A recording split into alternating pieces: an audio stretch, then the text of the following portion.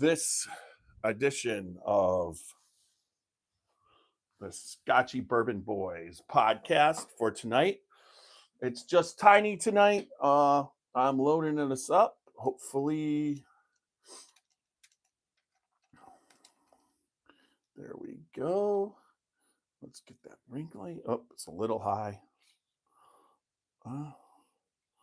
Let's go to, we got to get that in there. All right, can we zoom in? Zoom in just a little. Hopefully I'll be with the zoom on, zoom out. I think that's more, have a little bit more. Oh, got to go up. There we go. All right, thanks for, there we go. Let me check YouTube and we'll start the podcast. All right, guys, welcome everybody. A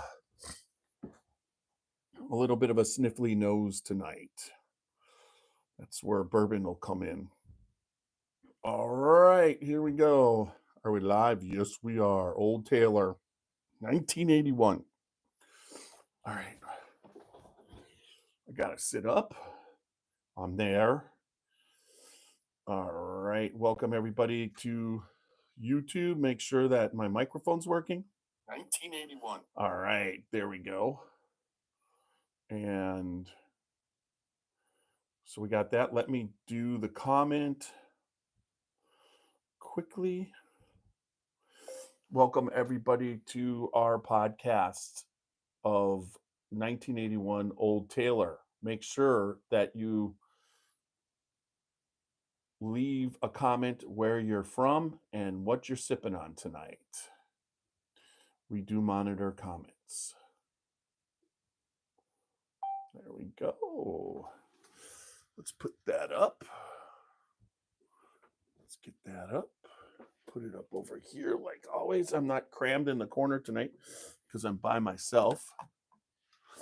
Everything seems to be working. Let's hope I don't screw anything up. I'm really good at screwing shit up. Let's see. Everything's working. All right. I'll do the pre-promotion and we'll get this started. The Scotchy Bourbon Boys, everybody, are sponsored by. We have some great sponsors, but we'll start off tonight with withThe Distilling Company. withThe Distilling Company is in Frankfort, Kentucky, about 15 to 20 minutes away from Buffalo Trace, a great stop before or after. They are located on the Three Boys Farms in Frankfort, Kentucky, and they are a farm to glass experience, and it's fantastic. It's what they got set up there in the Frankfort location there where they do all their distilling. They got a really nice pot still. They give you a tour, and for the price of admission of that tour, you get to do a barrel pick all day, every day at withThe Distilling. The people there are fantastic. You get to taste through the 5 barrels, and in the end, if you like what you're tasting, they will absolutely let you bottle your own 375 or your own 750 milliliter, and you get to take that barrel pick home. Fantastic experience. The people there, they're on alignment with our thinking. Everything that they do is uncut and unfiltered. withThe Distilling Company, but also make sure you check out their second location up in Louisville at their new Lou area tasting room where they have a full bar. They've got a stage for music, and it's still an all-day barrel pick, all day, every day. All right, withThe Distilling Company. Middle West Spirits in Columbus, Ohio. One of our favorite sponsors, Ryan Lang, the owner there, has his craft distillery along with his service bar restaurant. They've been doing this since 2012, but he's just opened in 2024 a gigantic distillery. This is on a different level of anything in Ohio. It's a Kentucky experience, size of Jim Beam. What they're doing there is fantastic. You got to check it out. going to the craft distillery with their column still that they run 24/7. They are one of the most serious distilleries I've met outside of Kentucky as far as making their spirits, and they're fantastic. This Michelin brand, this is the Michelin weeded bourbon at cast strength. It's on sale in 48 states on everybody's shelf, and it's something totally reasonably priced. And you got to check out the Middle West Spirits bourbon and their ryes. Their pumpernickel rye is fantastic, and you know Tiny's not the greatest rye guy. Then there's the Spirit of French Lick. Spirit of French Lick in French Lick, Indiana. Does some fantastic whiskey right there. They've got all of Alan Bishop's whiskey ready to go. It's amazing what they're doing and what they have at the moment. So if you're in the area in Indiana, driving through and you're able to stop off at the French Lick Distillery, you absolutely have to. Although Alan Bishop's gone, his whiskey's not gone. And if you want, we have 2 barrel picks right now. The Lillian Sinclair, which is the one right here, which Alan Bishop did with us right before he left. This is the last barrel pick that he did. And also we have a William Dalton weeded bourbon barrel pick also. If you're interested, let me know and we'll go from there. But these are fantastic picks, and they have Alan Bishop's fantastic whiskey. Then Alan Bishop also is a sponsor of our podcast. He has 2 fantastic channels. One is his podcast channel. If you have ghosts, you have everything. You got to check it out. It's about spirits and spirits. It's about the ghosts in the spirit industry and the spirits in the ghost realm. So it's fantastic. You got to check it out. He has great guests. He has great topics.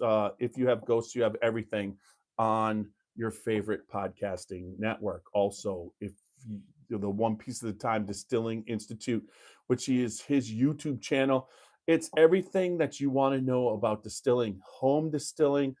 If you have or commercial distilling, he will answer any question about distilling, the yeast, catching yeast, mash bills, anything you want, any questions you have, he answers them on the One Piece at a Time Distilling Institute. Fantastic. And then if not last but not least is the Rosewood Bourbon and Ryes. Jason Giles, that's his brand. If you see that, fantastic whiskey. The Kentuckian and the Indiana, he basically purchases barrels from Kentucky and Indiana. He ages them fully and then ships them to Texas, and he lets them sit at least 1 season in Texas, aging in the Texas heat. So you got to check out Rosewood Bourbons and Ryes. All right, that gets us to the point. I think we're getting ready to start. Distillers Talk is Alan's. That's true, but right now we're not actually the spot. We don't have a spot for that. So here we go. So the way this works is you're going to hear a 30-second ad. You won't hear it. It's going to be quiet for Facebook and YouTube. And then once that goes, then we're going to play the music and we'll go from there. But couldn't help but notice that bottle of whiskey thief near your right hand. Cheers. Understand tonight there is an old tailor, but couldn't help but notice the bottle of whiskey thief near your right hand. Cheers. Cheers to Tim Dan. All right, here we go. We'll get this podcast going.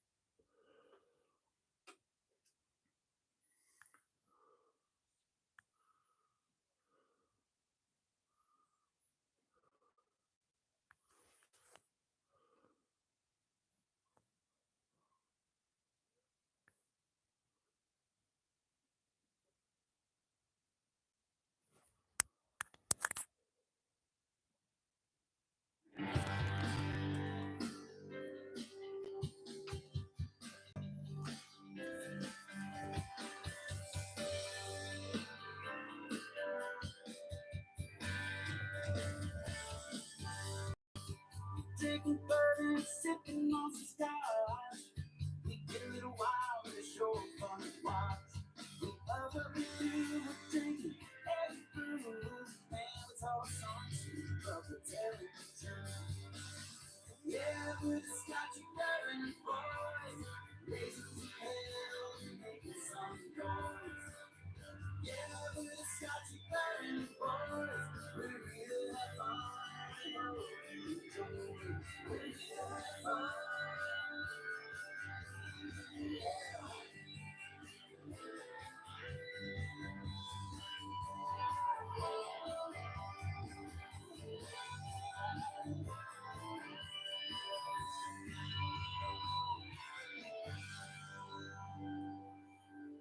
All right. Welcome back to another podcast of the Scotchy Bourbon Boys.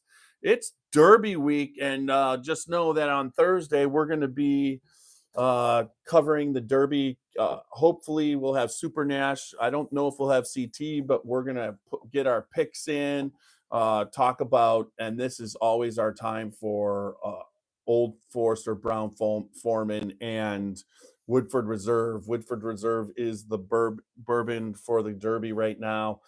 And then also that sponsors the Derby, but also Old Forester used to be the sponsor before that. So we'll cover that on Thursday. Tiny here tonight. I'm by myself. CT and Nash have other things to do, but we've got someone on YouTube from, it looks like, Russia saying hi. How are you? I don't know how to Hikuta. I can't, there's no way I can read Russian, and his name is just, but welcome to the podcast, everybody, tonight. We've got a lot of people on tonight, but what's been this podcast tonight is going to be kind of fun. Let me just get into a little bit before I go into my fun promotion of the Scotchy Bourbon Boys. But this Old Taylor bottle is special to me. It was given to me on my 60th birthday, which was this past September. My wife was able to purchase this bottle through a Revival, and we've got an announcement with a Revival, a bunch of announcements today that we'll get to in a minute, but that it's from 1981. Now, the 80s was a great time, but this Old Taylor, we're going to go into the detail of everything, but the fact that my wife got me this, and it's something I remember looking at it on the shelf at Revival, thinking that there's no way it would be so cool to have that, to taste that, to understand. It's like it's like when I was a kid. There's a lot of aspects to it to be able to do that. So tonight's podcast of Old Taylor is kind of special. We are going to be doing the Old Louisville Whiskey Company barrel bottle breakdown of 1981 Old Taylor, and give you a bunch of give you a bunch of information on Old Taylor. Hopefully, we've got some people on tonight. Walker, you should check out. We've got a lot of Russian going on tonight on the YouTube. Maybe translate a couple of those comments if you get a chance. But just remember, we're the Scotchy Bourbon Boys. www.scotchybourbonboys.com for all things Scotchy Bourbon Boys. Check it out. We've got our Glencairns, our t-shirts. We do have bourbon balls. I keep saying they're gonna be available. We've got it all set up to go. We just gotta somehow put together a weekend where my wife isn't working, or it looks like we'll be able to do that maybe this weekend. Next weekend, I'm going to be in the Indiana, Kentucky area,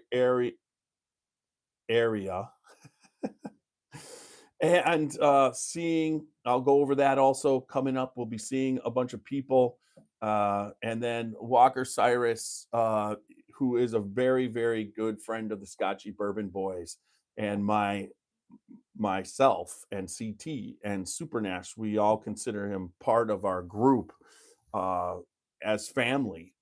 He is being stationed in Arizona. So next, I believe March 9th is going to be going away party at the Amore restaurant in Floyd's Knob, Indiana. Uh, so that's going to be a cool event. If anybody's in the area, stop by, say hi and goodbye to Walker because he will be there and it should be a good time.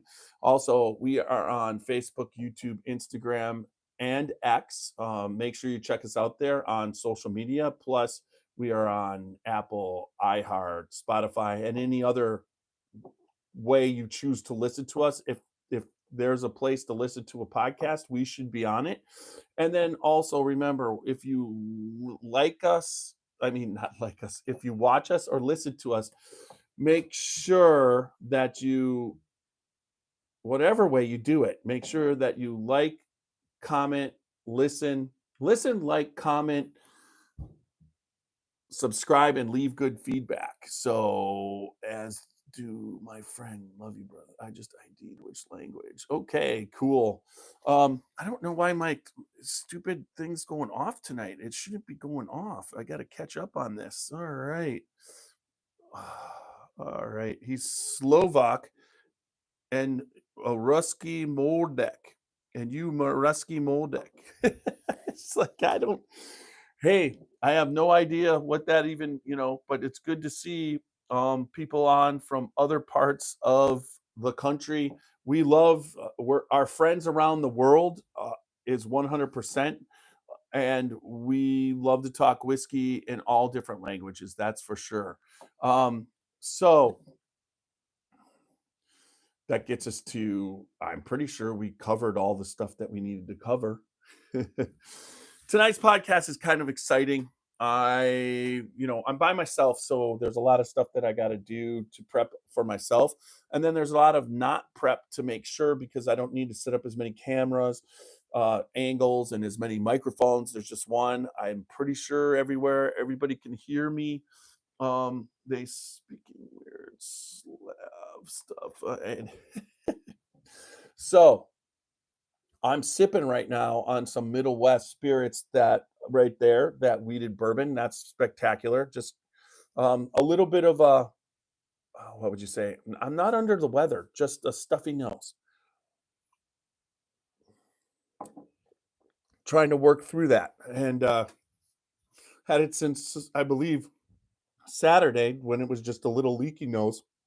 And it's really not gotten too much worse. Comes and goes. So hopefully that'll be the way it goes tonight. It was pretty hot here today, and for whatever reason the downstairs is usually this really nice cool temperature, but my wife isn't yet turning on the air conditioning. So even though it was 78 degrees, the house is 75 degrees, so down here it's probably about 73. And to do this in front of all the lights and have a little bit of a leaky nose, I think I put it over here just to be able to hit that. I'm not sure if it's allergies or what. So if it's allergies, I'm sure the whiskey's gonna take care of that tonight. So let's get a little bit into Old Taylor. So this is from 1981. So that would mean that this was probably distilled because initially,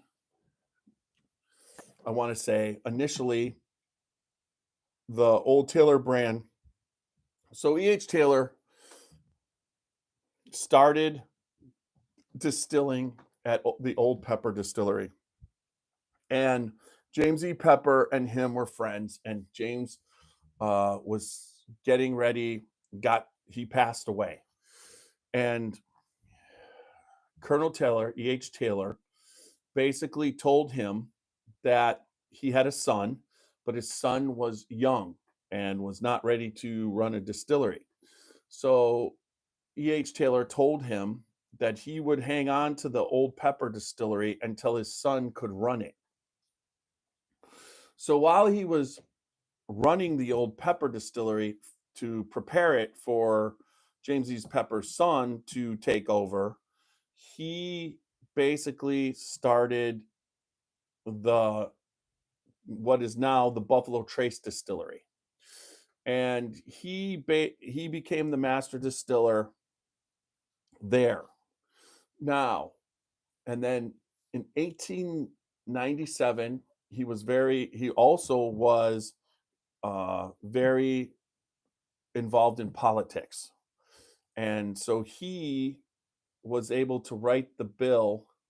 So I imagine he was a member of Congress that established the Bottle and Bond Act of 1897, which was able to clean up whiskey so that people that wouldn't be able to add stuff in. It had to be, the Bottled and Bond Act. It has to be at least 4 years aged in a bonded warehouse, which back then was being monitored with a key and a specific house for a federal agent from the liquor agency. That was their job, to make sure nobody was taking any out, make sure the stuff that came out was 4 years old. It had to be distilled in the same. It had to be use grains that were and distilled from the same season. So if you're put the barrels in and it gets to be 4 years old, and it had to be 100 proof. This act was designed so that when people grabbed this off the shelf, they knew what they were getting. So if you see Bottled and Bond even today, and Colonel Taylor was very instrumental in getting that passed. Well, at one point, Colonel Taylor was running low on money, and George T. Stagg was able to buy him out of his distillery, because between the two and the pepper and whatever, and when he bought him out of the distillery, uh, he, he stayed on a little bit, but then he built the James E. Pepper distillery. His son came of age, and then Taylor built the Old Taylor distillery, which is now Castle and Key. But at the Old Taylor distillery, he started producing Old Taylor. Now, what he was producing there, as he went through and the distillery went, that he, and once he passed away, the Old Taylor distillery kept running till Prohibition. But during Prohibition, it was shut down and was purchased. I gotta see. This is where it comes. The fun. I had this memorized. Let's go here. We got Old Taylor.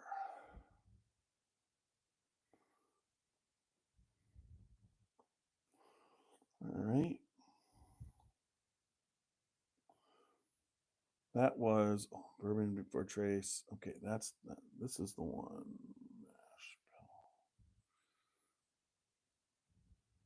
All right. So it was purchased, I want to say, by National Distillers. Okay. I want to see. Hold on.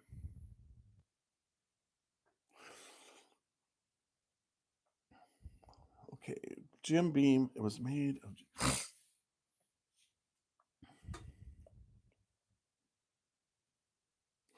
This isn't going back far enough for me. Let me see if I can find the Wikipedia. There, that's for Jim. Why is it the Taylor mash bill? Okay, let's see about this one. Knob.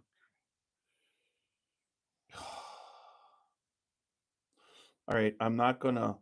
So, anyways, it was purchased, I want to say, by the National Distilling Institute. Okay, National Distillers, and they ran it all the way till 1972.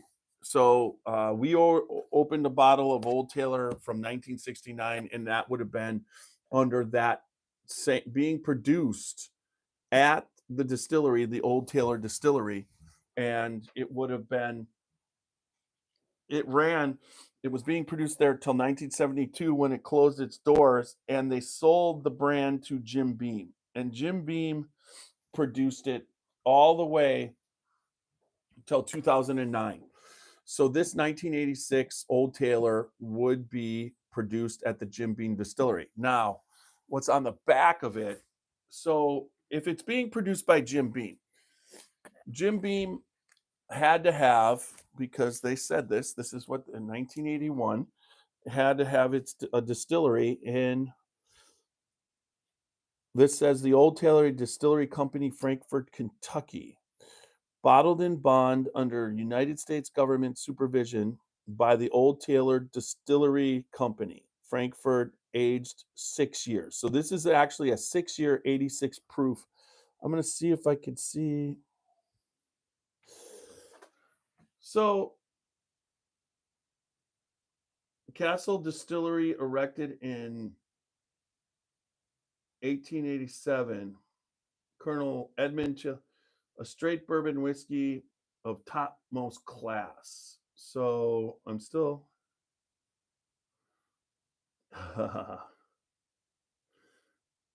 This yellow label is in excellent and conclusive use. That's cool. So it's kind of bizarre. Old Taylor, 86 proof, 1981. Beam would have had it, but it probably still might have been the same. Well, it was 6 years, so it had to be produced. And I do not believe Beam bought the distillery, the Castle and Key distillery that they're in right now, or the Old Taylor Distillery, but the label would suggest elsewise. So that's kind of cool. So, but this would have the Jim Beam Knob Creek. So Jim Beam and Knob Creek mash bill. The mash bill 75 corn, 13 rye, 12 barley. That's the mash bill of this. So it's a 6-year. So that's not bad at all. I mean, for a bourbon in a nice, in this small, I want to say it's a 200 milliliter, is it?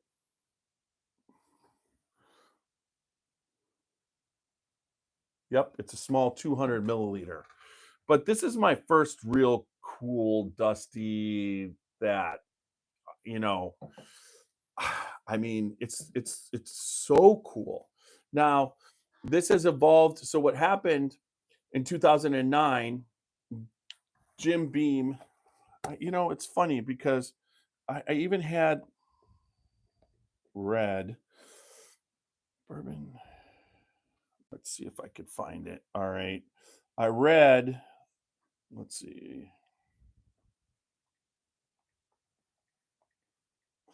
We're going to do this one time. Wikipedia.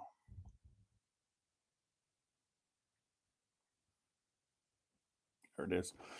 So there's, let's see, Buffalo Trace. Okay. In Frank. History.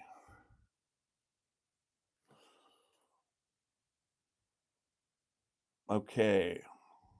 He was contemporary Annie Crow, Oscar Pepper, William McBriar, James W. Bond, and was an adapted. Okay, the Old Taylor cast. It was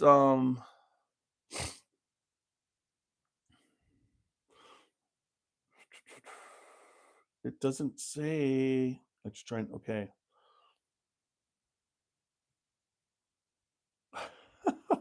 This one doesn't even have the part that I read about Prohibition. Oh, come on. It's not even fair what's going on. All right. That wasn't even in there. So let's see. This one, okay, that's E.H. Taylor, and law passed in 1897. So time that looked like sawmills, grounds. He did it. Picnics compliment 10th. Is okay. So by 1970, the distillery structure had been abandoned and remained abandoned, but still standing until Castle and Key took it over in 2016.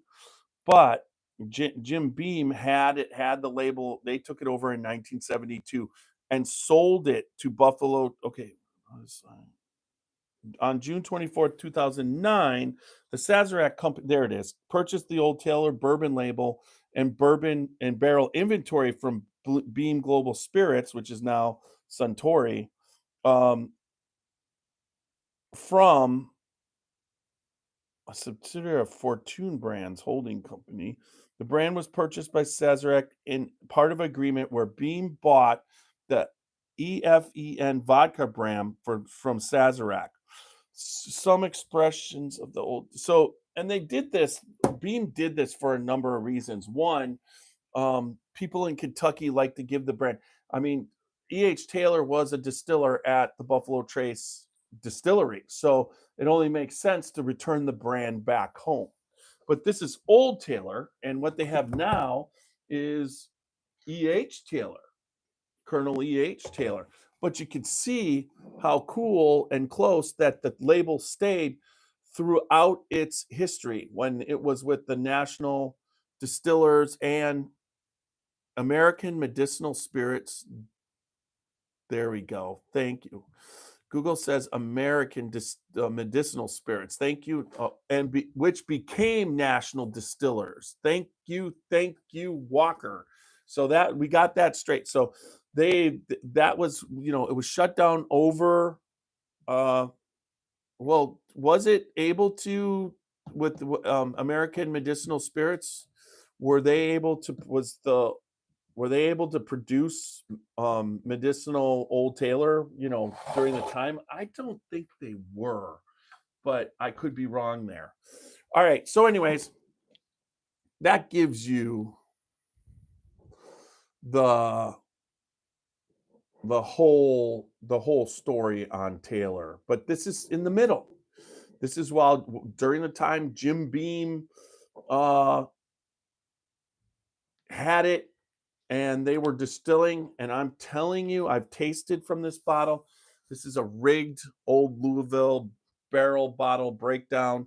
But I will say, so Valent says Maker's Mark is good. You should check out our Maker's Mark podcast, Valent. But Maker's Mark is actually owned by Suntory, who also owns Beam. So, and this was actually produced by Beam at the time. So it's really kind of a lot of tangled webs that happen in Kentucky. So this old Louisville, let's talk about this. We're going to do the old Louisville barrel bottle breakdown. Old Louisville Whiskey Company in Louisville, Kentucky. They got great labeling, great aged whiskey, fantastic place to visit. If you do, tell Amin when you get there that Tiny and the Scotchy Bourbon Boys sent you over. We really would appreciate that. And that Old Louisville Whiskey Company, there's just what Amin's done and his experience of getting into those barrels. Some people can bottle their own. You can get the stuff, that great gift shop, great place to see. He'll call for a tour. He'll give you a tour, and he just put in his pot still. So that's kind of cool what he's got going there at the Old Louisville Whiskey Company in Louisville, Kentucky. So we are about to do the Old Louisville Whiskey Company barrel bottle breakdown. If you're not familiar with our rating system, it consists of 4 categories: the nose or the aroma, the body, the taste, and the finish. The body of the nose and the body are 4 knocks on our barrel, and up to 4 knocks on our barrel. And I'm so sorry, everybody. And up to the taste and the, let's just do this again. The barrel bottle breakdown company's scale or rating system consists of 4 categories: nose, body, taste, finish. You could get up to 4 knocks on our barrel for the nose and the body, and up to 5 knocks for the taste and the finish. And if 1 knock is exceptional, you could give it a butt up. And that allows you to get up to 19 out of 18 for a perfect whiskey or bourbon. So there you go. Thanks to Old Louisville Whiskey Company bringing you this. Now, this bottle is 200 milliliters, and I think I've drank 125, which leaves 75. So I'm trying to save some for CT and Super Nash. So I'm just putting, I think that leaves a little bit. Man, the nose on this is unbelievable. All right. Oh, it has the caramel flavor, a like a burnt caramel corn on it too. The nose is just spectacular and strong, even with this affected sinus. I could smell. Now it's 86 proof, a little bit higher proof than what normally would be coming out in 1981. 80 had been the proof that Jack Daniels had dropped down to. Everybody was putting out 80 proof because the clear spirits were starting to take hold.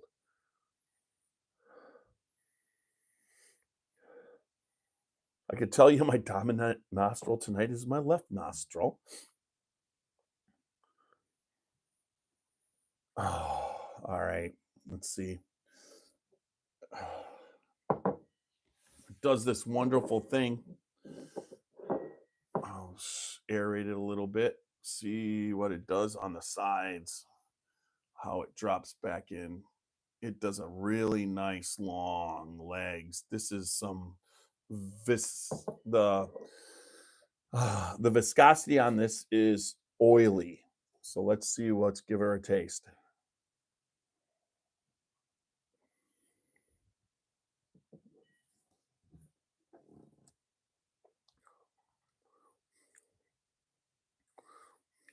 Wow.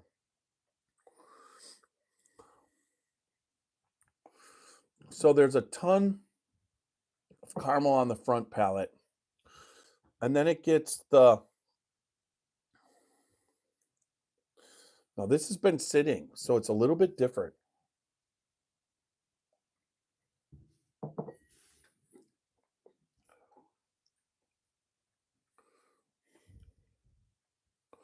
God, that's good. There's even an oakiness. There's a slight dusty flavor. The sweetness, it's candy corn. That's what it is, not caramel corn, it's candy corn. And then it picks up the sweetness, then it hits your back palate.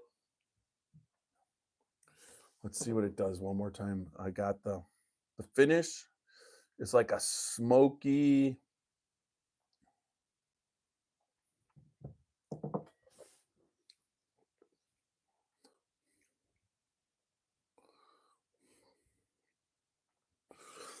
All right. I'm ready to rate this. Hey, CT. Good to see you. All right. So, yeah, we could get into that.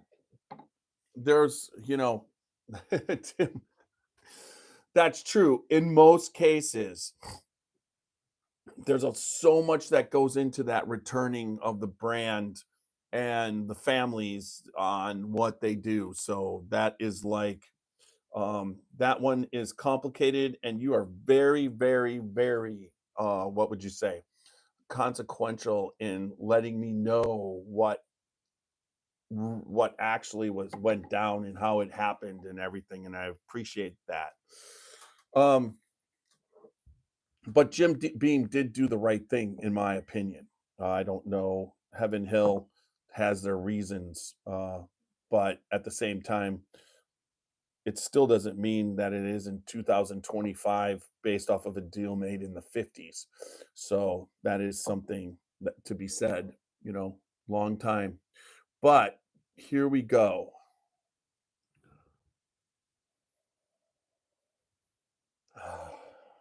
This is one nose, and I don't know if everybody, but I will give it a 4 on the nose because this is what I mean. It's such a fantastic nose. There's nothing off about it that's not overpowering with any kind of alcohol or ethanol or anything. It's just got that sweet, it's caramely, it's, there's a little bit of smokiness on it. It's like a caramel, like a almost like a burnt caramel corn, uh ball, caramel corn ball. I mean, it's just like fantastic. So I give it 4, 3, 4 plus a butt up. I think that's the strong point of this whiskey. I'll give it a 5 out of 4 with the butt up. Now,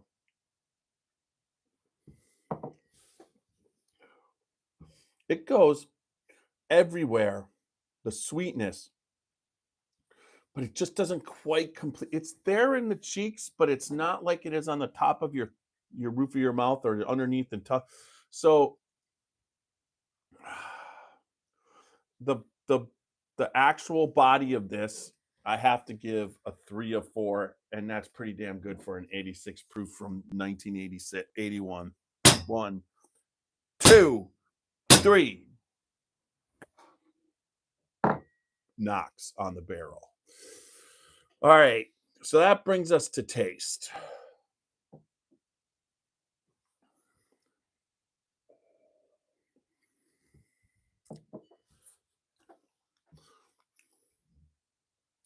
On the front palate, it's like drinking liquid candy.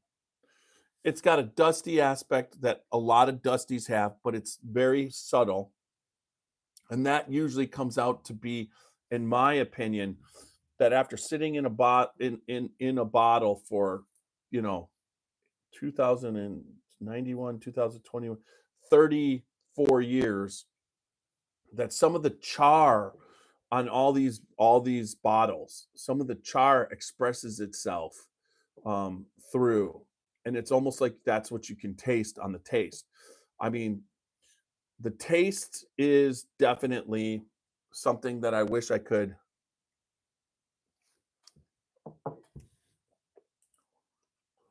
drink every day, all day. But ooh, that just changed. I just got total maple syrup. Total maple syrup on the finish, like big time maple syrup. Where that came from, I don't know. But it all of a sudden was there. That all right. So I'm gonna give the taste out of 5. I give the taste a 5. 1, 2, 3, 4, 5. 5 knocks on the barrel. The finish, I was going to give it a 3, thinking that that was the most unique thing, but the maple syrup that just hit, oh, I think honestly, Jim Beam, a 75 corn, 13 rye, 12 barley is, I mean, this is before Knob Creek. It's 6 years.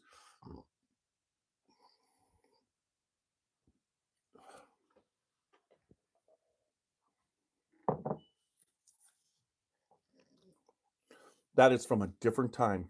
And there's the maple. The maple syrup on a finish, and the finish is for an 86 proof is still going. It's probably not as long as I'd like it to be as far as a finish, but I would say it's long enough to pull off a 5. I'll give this a 5 too. 1, 2, 3, 4, 5 barrel knocks, which is a 18 out of 18. The nose was with the butt up, and the body being a 3, that made up, and then the taste and the finish were spectacular. Scotchy bourbon, if you could get some of this Old Taylor, I would highly recommend that, very much so. So There you go. The score is 18 out of 18 on Old Taylor 1981. All right, so that brings us to another part of the couple subjects I got to talk about. But what am I going to pour? I got to have a little bit of this.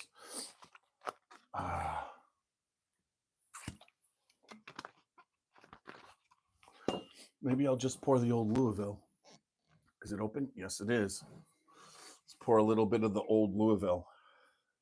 Oh, I do have some Middle West left. I should probably, but all right. So there's a bunch of events coming up. We talked a little bit about Walker's,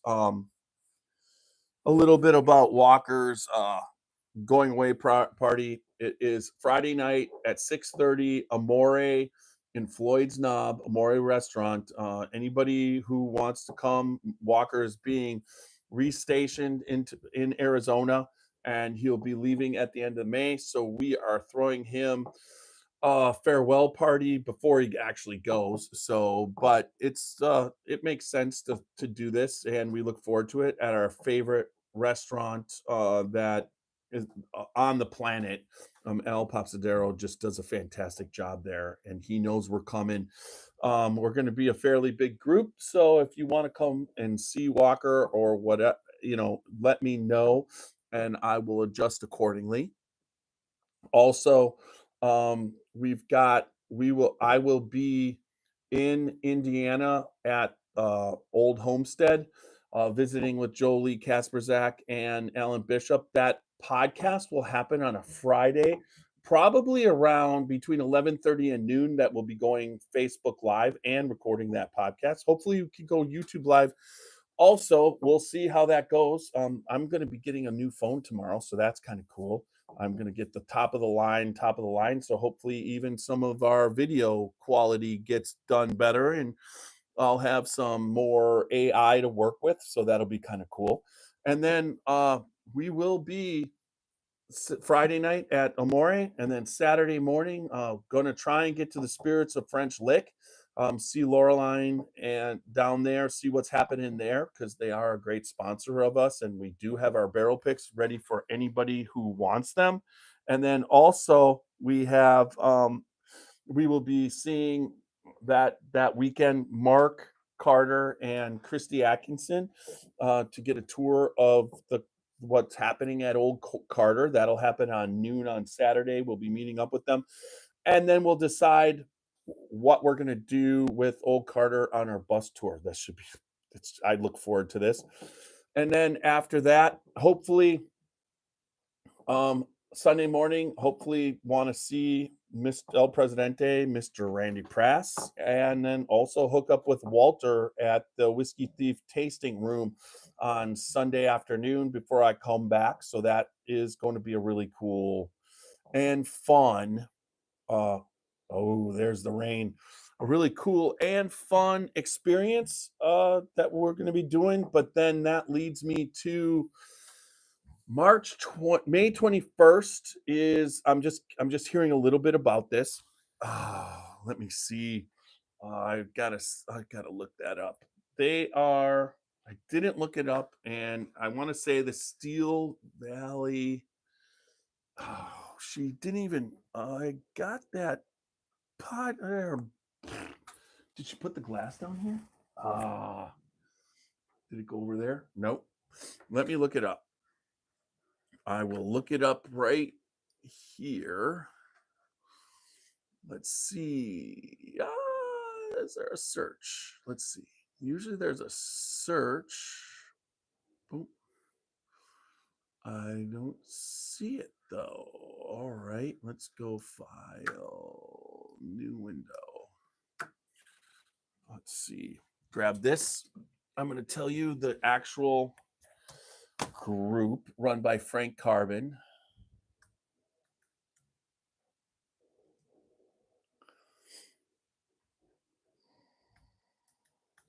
I'm checking it out, folks. Hold on. I'm going to hit that. There we go. Let's see what it comes up.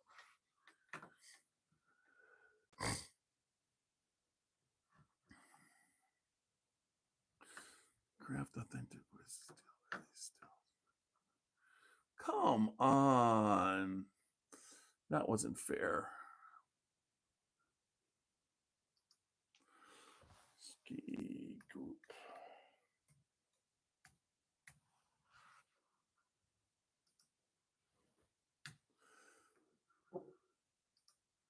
Why is that doing that? Why would it do that?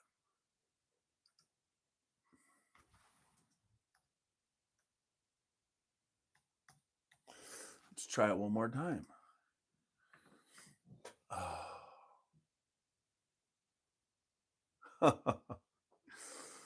Steel Valley whiskey. Oh, bourbon. I'm doing whiskey. I think it's that association.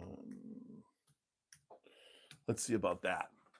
Yep, that's what it is. The Steel Valley Bourbon Association. Frank Carbon is part of that, and there is going to be a dinner and tasting that we will be attending. I checked out the restaurant. He's going to be leaving information, but that is Wednesday night, September 21st, that we will be doing that. Now, we do have our August 6th podcast with Bernie Lubbers coming up for Heaven Hill. So that should be an awesome podcast also. So between the tasting, I'm going to be setting up the Crystal Glencairn Club tasting in June or July.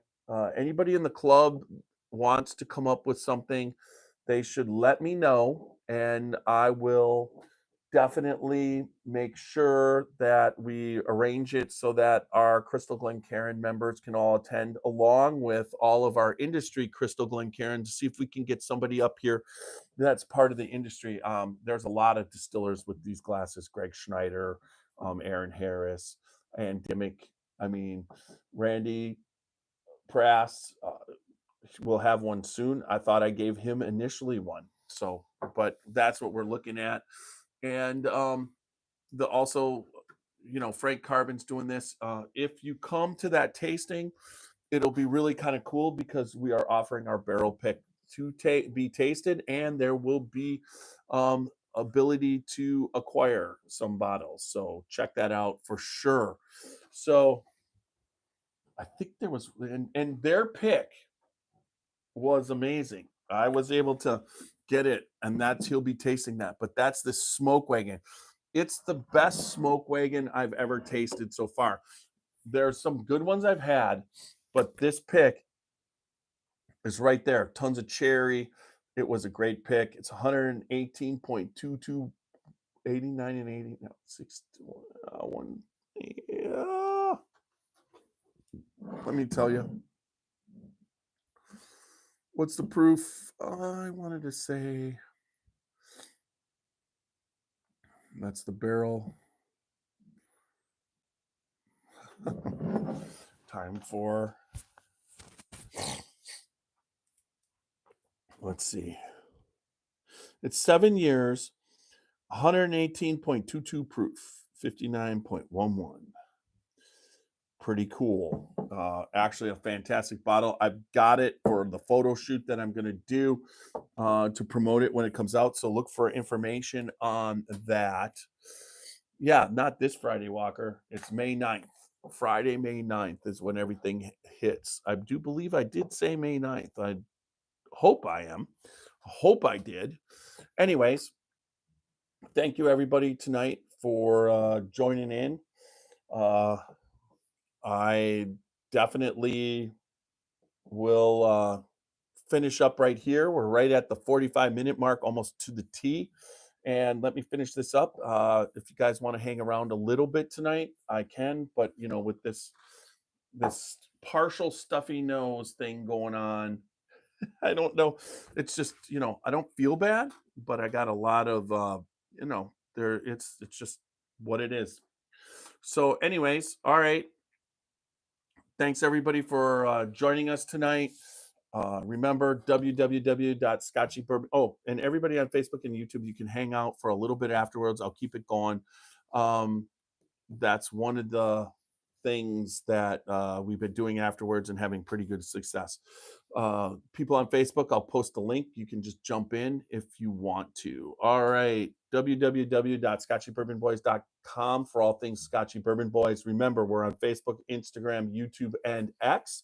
Also on all the major podcast formats, Apple, mainly Apple, iHeart, and Spotify. But no matter how you listen or watch us, remember, you need to like, listen, comment, and subscribe, and make sure you leave good feedback.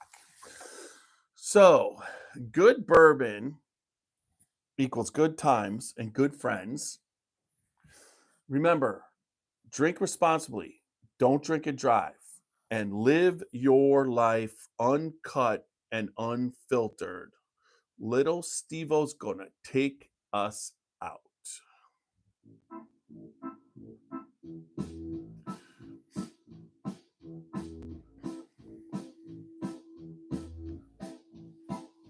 Oh, show me the way to the next whiskey bar. Oh, don't ask why.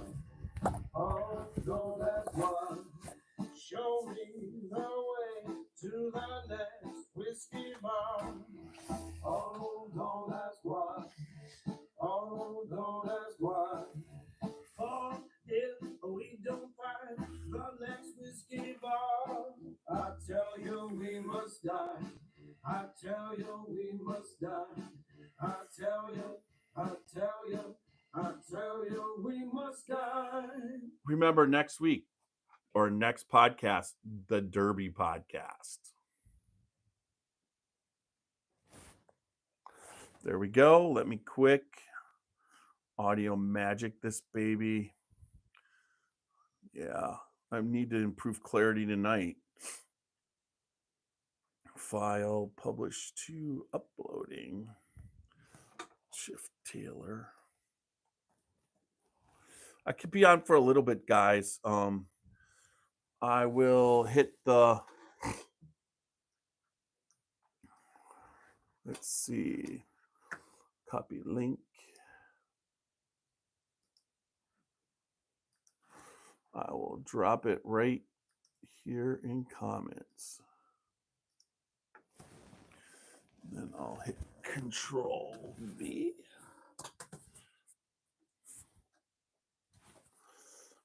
I think that did it.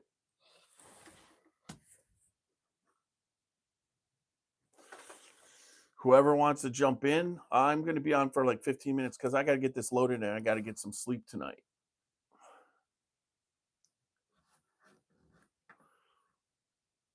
I'm right here. I copied link. But if you can't do it, that's okay. But I'll see what happens. Hanging out.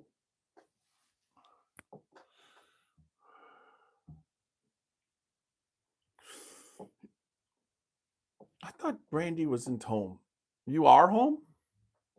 Yeah. Okay.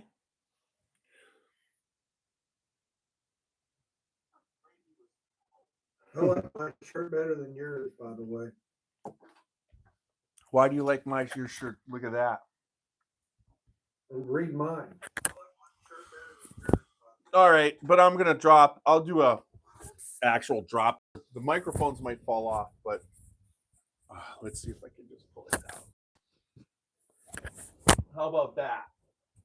I like that. Still doesn't say Scotchy Bourbon Boys on it, though. We weren't reviewing the Scotchy Bourbon Boys tonight. I do. Hey, I'm the one who got you that shirt, right? I assume. I mean, how many times do you get your shit that you buy hand delivered? It's true. I mean, that's what I'll throw out there. Oh God. Oh, we got. Do you think this is Randy? No, not Randy. Matt. It's either Matt or yes, it is. It's Matt. He said that's Matt. Were you? Matt was. Yeah. You guys, when you all go quiet, I just like Sorry, buddy. I like have Oh, there's a stagger. it's the other Matt. Oh, and now we got John Ritt. We got 5 people. It's the man in Manish hat. What up, fellas? Oh, what's up, bro? How are you, bro? How's the move going, bro? It's going. I've got some things packed up. That shelf is nearly empty now. Hey Walker, Dude, you got a lot of stuff on them shelves. Oh my God, you got a Lucky 7 back there. I do. It's a good one. From Kentucky Bourbon Festival. Or no, excuse me, from Jono's near here. lucky. You can always send that to Cleveland if you don't want it. I'm just saying, you know. Well, then I'll just Maybe your bag's a little too packed. No. A lot of Lucky 7 down here. If you want one, I'll just bring you one. I've got a bunch of them. Yeah, but do you get the Frenchman? Yes. That's the Ooh, good one. That's a little orange. Give me a second. No Randy's need. got everything. Hey, So we're the live holiday with that, right? Yep, that's the one. Yeah, that's the one I want right now. I got that one. That would be killer. I picked that up. Where did I pick that up? I picked that up in Galena, Illinois. So, hey, Jeff, we're still live, right? On Facebook and YouTube. So that's so. All right, cool. Check this out. I thought this is the was the tasting Frenchman, list. but it's not. It's a different one. The I proprietor. heard of that. I'm We did get a serious. Frenchman though. Barrel 10. Show that That sounds tasting list again, Matt, because we lost it. Hey, I was saying, I got a. Walker, tasting list turn of yourself Ohio is horizontal so we can see more stuff. So you're like part of it. You're just this little thing on there. Yeah, much better. You filled out the screen. Whiskey. That's your tasting list that comes from going to Lizardville in Ohio this week. It's Whiskey Week in Ohio. So these are all your pours you can get and prices and this. And if you go to the Brunswick location, tell Jay that Matt from Cleveland on the Rock sent you and have you a good old time. And I will see him on Saturday to have some Eagle Rare 17 because I'm very excited for this. So when's the what do they when is that? A week. So this is all week long. It started today. So today they have double Eagle Very Rare. You got a sample for 150 or a regular pour for 200. You have Sazerac Rye 18. A sample's 15. A regular is 22.50. Forester birthday bourbon for you got Old Forester birthday bourbon 2024 for 17.50 or 25, and you have an E.H. Taylor bourbon flight for 25. You got single barrel, small batch, and barrel proof. Well, So that's Tuesday's list of pours. Wednesday's list of pours is King of Kentucky for 25 or 35 for a sample and regular pour, and you have a Weller bourbon flight for $20. You get CYPV 12 year.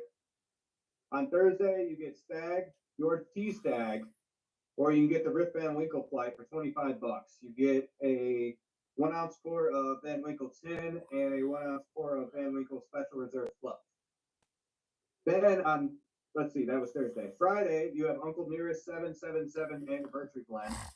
You have a sample pour of 15 or 22.50. You have Elijah Craig 18, and you have Elmer T. Lee. And then Saturday comes, you have William LaRue Weller, Eagle Rare 17, and Thomas Candy, all for $15 for a sample pour, $22.50 for a 1 1/4 ounce pour. This is what happens in Ohio. We do some like insane stuff. If you guys are out here in Ohio, go find your Lizardville in Winking Lizard, and you go down there. Tell them Matt from Cleveland on the Rock sent you down to Brunswick, and it's a blast, man. Let me just tell you. I think there's like three of them that have a lizard bell. Yeah, there is. We have 3 locations in Ohio that have them. I only know the Brunswick one because the Lakewood one closed. Yeah, that's Bedford. Bedford and not Independence, Avon. no Independence. Is it Independence one? Yeah, Yeah. that's Okay. that's the original. Okay. I've never been to that. I was like, because the other 3 closed. There used to be 6. Bedford for sure has, but it's a whole different building. Yeah. Where was Yeah. I? Old house. I was with my wife just recently and we saw the Lizardville. Where were we? Damn. No, the one on there's a new Winking Lizardville on right over in Medina. Over in the Brunswick. what? That's Brunswick. On 18? Yeah. Oh, no. 303 is the one. So maybe there's a new one. No, there's a Lizardville right next to the macaroni grill. Because we went and we're like, and I'm like, then I looked and it was said Winking Is Lizardville. that the Medina Commons?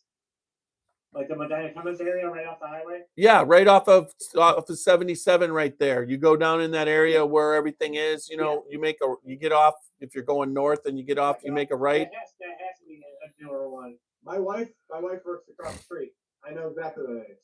Oh, no, that's Fairlawn. Fairlawn. Fairlawn, You're thank the you. Fairlawn one. I mean, the exit Okay. does say Fairlawn and Medina, so I'm confused when I'm there. We knew what you meant. Medina's more our way. Fairlawn's over the way. So it's, I'm with you. Based off what you said, sounds like Friday's the day not to go. Technically, Copley, yeah. Friday's the day not to go? Friday was like I'm like going, Yeah. oh, big deal. To be honest with you, that Uncle Nearest I heard was pretty good. So I don't know. It was really good. But it'll still be there Saturday, so it's okay. If I really want to try it, we can do it when we're doing February 17th. So Who swipes the back? Yeah. You're talking about Uncle Nearest? Yeah. 777. Uncle Yeah. Nearest 777. Okay. The 'cause I anniversary didn't- one. At the distillery, I didn't find anything I liked. When did you go? 4 months ago, probably, Really? right before the 777 came out. Wow. Beautiful distillery, though, gorgeous. Yeah, I'm definitely up there. That's in my opinion, Uncle Nearest is the most controversial distillery in the United States. And they want to be controversial. So Good for me today. No day we'll do So why is that? Why are they so controversial? the same amount. why are they so controversial? What the hell is that, Walker? What are we looking through, the fisheye? Well, that's just the other side of the camera. So this is what I'm trying to get the movement to take. So Is that the Cleveland run? Now let's see if I can get this to clear up. So It'll do better in boxes. well, they will be. I'm trying to get the movers to take them. So there's 80 bottles there or nearby. Yeah. So I'm trying to get them to take So the that's- closed bottle.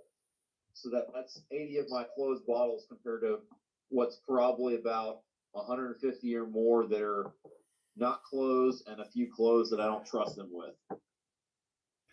What's really screwed up on that, I couldn't even come close to 80 bottles that are closed. every So- I buy a bottle. So after our talk with Noms last week, I've got 6 bottles for him. I've got a Baker's 7, an old Granddad 114 that's barely hanging on, a Noah's Mill that's like 3/4 full, which is a great starter pour for anybody. Yeah. New Green River Full Proof, which is open so the movers can't take it. A Russell's Reserve from Dustin's House of Bourbon. Yeah. That one got. Is that a rare breed right there? That one says liquor And bar. rare breed. Yeah, and there's a rare breed. And a Green River? The Green River Full Proof. That one they came out with last The year. full proof was good. We Yeah. had that here. Yeah. It was good. It was solid. I liked it. I haven't even had a bottle from Green River that I didn't like. Even their freaking 86, whatever they came out at the what you call it was good that we tried on the podcast. So I had their summer mash recently. This is coming. A Russell's 15? I'm going to take some samples from it first, but Tiny, you're going to get that. You've been waiting So is that for it. coming to Cleveland too, or just up that way? You'll have to come here. Maybe I'll include it in the. That bottle has traveled a long way. It started in Florida. Well, it started in Kentucky and then went to Florida. Yeah, and it's come back to Kentucky, and it's going to travel again to Ohio. Sweet. So I thought that was worth a mention. That's some good mileage. Let us know. Yeah. Well, that's Thought good was worth- that you're getting Knob some stuff. I'll have to tell him. He'll be excited. I'm not leaving you out. I'm just getting him some stuff because we're talking about collections and we're talking about starting him off in his world of whiskey. I purposely chose him things that would start to align with his Knob Creek, but maybe be a little bit branching out. I did save. Noah's Mill, you went with the Willie. That works. Yeah. And that Noah's Mill is obtainable, right? So Yep. it's something that I found to be reliable. No, it's always good. I think it's always solid. We're on the third one Cut. over here, so that works. Kind of like Randy's favorite, the Lily and Sinclair. Now that's one that's obtainable. But Bro, that's yeah. like the Dalton more from what I Oh, understood, God. that you didn't put the Lillian. Sorry. I like that. I like this a lot. I like this a lot. Wow. We're on the On the Larceny private private single barrel from OHLQ. The Larceny. Yeah. Well, I'll bring you an evergreen up. You gotta save a pour for me. Sounds good to me. We got a lot of stuff for you, Walker. You gotta make it down here. Yeah. And We I got still 3 days. gotta, You're gonna have to stay here. We got a lot of stuff to drink. oh yeah, I'm not driving home. I'll put it that way. Well, we got the Ubers out here, bro. They'll take you wherever you want to go. I'm bringing that campfire pour, guys. I haven't seen y'all since the campfire. Oh, that's So, awesome. let's see, where have I got that bottle? I know I have it here somewhere. It's still nearly full because I killed that bottle that we drank that night. Hold on a second. I gotta The go Baker's one? take care of Yeah, this. the Maker's one. Yep. I know what you're talking about. I was like, I know we had a Baker's, but I thought we cast it. Oh, we definitely killed that one. I bought 3 more. Yeah, that's awesome. Oh, yeah. Matt, did you say you guys don't get the Lucky Sevens much in Ohio? We don't. I'm upset that I can't hide it ever. The hold up. 14-year hold up. Wow. Yeah. I think it's 12 years too. I think it's 12 years. Yeah. Like 10, 12 years. What's the proof difference between the 14 and the 12? You know what? 14. Yeah, it's 100 proof. I think the 12 is right there too. So I'd have to look. I don't have a 12 on me. I truly cannot remember what the proof is, but they're good. And I've even had like a Binny's liquor store pick here in Illinois, Sixer, which was single barrel, was outstanding. I really like it. Yeah. So that was the first drink that I think me and CT had together was a Lucky 7 store pick. It was an orange label, if I remember right, because it wasn't red. It was like a weird orange label, and he made us get it from Bolston. Maybe it wasn't our first pour together, but it had to be one of the first couple that we had together. And then he goes, Matt, you gotta try this. I'm like, okay. And I was like so obsessed with that, but we've never been able to find it. So I'm like, that's crazy. We don't get it here. Like we don't get it at all. You know what, man? I'll go. I'll find you on Facebook, man, and I'll go to my liquor stores here, and I'll just take pictures of stuff. And if you see something you like, let me know.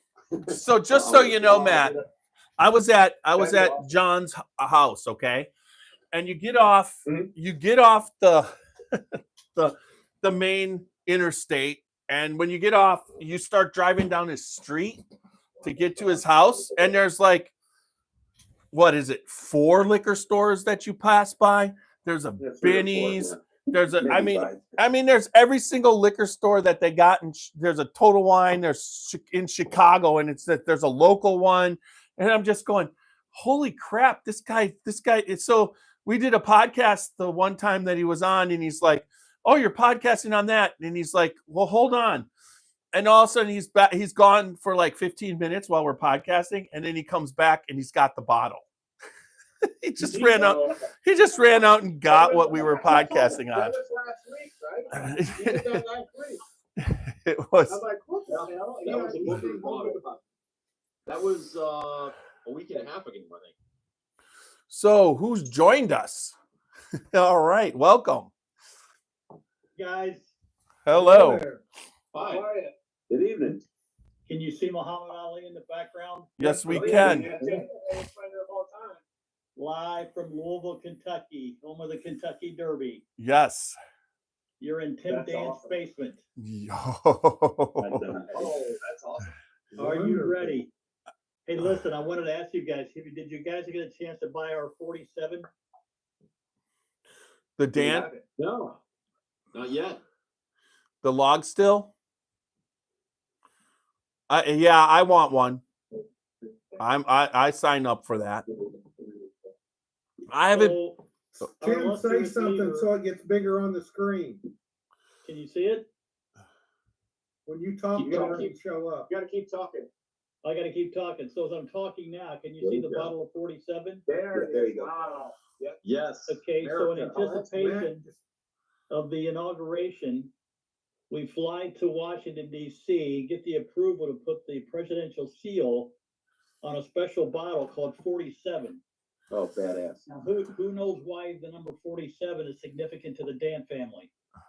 To the Dant family? 1847, I would guess.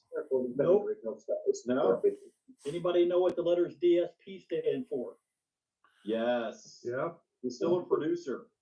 Distilled spirits plant, same as RD, which is spirits. registered Oh. distillery. Every distillery is assigned a number. So in 1933, after Prohibition, when They were my already grandfather built the 47. 120-foot tall water tower in New Haven, the current site of Log Still Distillery, his distillery number was 47. Yes. We wanted to recognize the number 47. So you had RD1 and RD47. We dusted it off So because, the old pepper is RD1, correct? Yeah. well, I think Heaven Hill's Okay. RD1 now.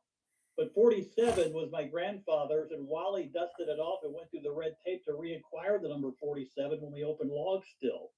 Jeff, you know That's all this because you awesome. went down and interviewed the guy. Oh, yeah. But I mean, it's really that's kind really of cool. unique that it's 47 for 47. That's correct. So what do you think the proof is? 94. 94. Exactly. And how much did That's the awesome. 750s cost that just hit the shelves last week? 47. $47. That's incredible. Yeah, there you go. Give that man some kudos there. He just held up Monk's Road. Very Yeah. nice. That's right. I got a local pick from Elizabethtown. So it's, There you it's go. Elizabethtown. What's the proof on that? 120? 121.7. Very nice. 121.7. I got one of those over here. Oh yeah? Oh, what do I? Yeah, you're well traveled. I would have to dig around, but I've got a Monk's Road that the ladies at the distillery pitch. I think we got the same one as Walker does. No, I think it is a couple of stuff. Is it? Yeah. Okay. Does yours say sorry, Randy. Drummel's 2023? It says tasting room edition 1. That means you were right this there. is more rare than mine. That's awesome. I'm Now, a Jeff, Yeah, that way. There you go. I'm a fan of Rattle and Snap. Rattle and Snap is Rattle and Tennessee Snap. whiskey. I know. Rattle and Snap Oh, is man. Tennessee whiskey, so that takes a backseat to Kentucky bourbon. But Jeff, here's my question. Come on, This Tim. bottle- This bottle that I'm holding on to is Monk's Road Boiler House, the inaugural event when we opened up our restaurant in downtown Louisville, right across the street from the Yum Center. Yeah, I actually Yep. spent Have an you had dinner afternoon. I spent an afternoon there. I was supposed to meet Christy Atkinson after I was at Old Forester. It's right down the street from Old Forester. Yes, And it I is. just it's on Whiskey Row. I mean, overall, Yes, it's on it is. Whiskey Row. And you know, Yes. and what they actually, you know, the whole thing's Whiskey Row, but we're talking about the commercial aspect. It's on Whiskey Row. Correct. It's on that corner. And went down into the tasting room. I was by myself, and the bartender down there had a flight of it. I tasted that and tasted a bunch of.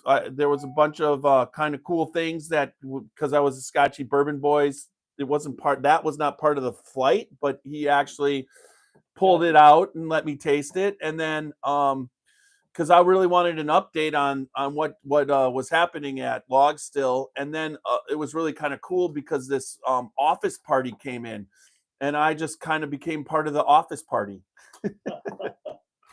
It's a great That's tasting awesome. room. But you guys should do either a podcast from there or try to get dinner there as a group, because we've got obviously the private rooms that you can dedicate to your privacy and so forth. But it's a great restaurant. Oh, it right looked like across it. from the Center. It's a So, steakhouse. I mean, looks like a very Yep. good steakhouse. That sounds Saturday, May awesome. 11th. That really does sound awesome. We all need to go, Jeff. Look us up. Maybe we'll stop by real quick on the bus tour. We're going to be in Louisville. There you go. We just added a step. Last year's stop that we added was what was it? The whistle pig? Wait, not whistle pig. The blind pig. Yep. In Bardstown. Yeah. So we're going to be in Louisville. I mean, it's going to be fun. Got a bottle of Booker's Reserves from there, so that works. We should do that again. Well, maybe we'll stop off at Justin's House of Bourbon, because it's going to be, that'd be awesome. that's right by Old Carter Social Club. Correct. Yes. Yeah, it it's is. downstairs on the other building, or one door over. Yep. I'm seeing it. I got something from, let's see, last time I was at the Distillery. Yeah.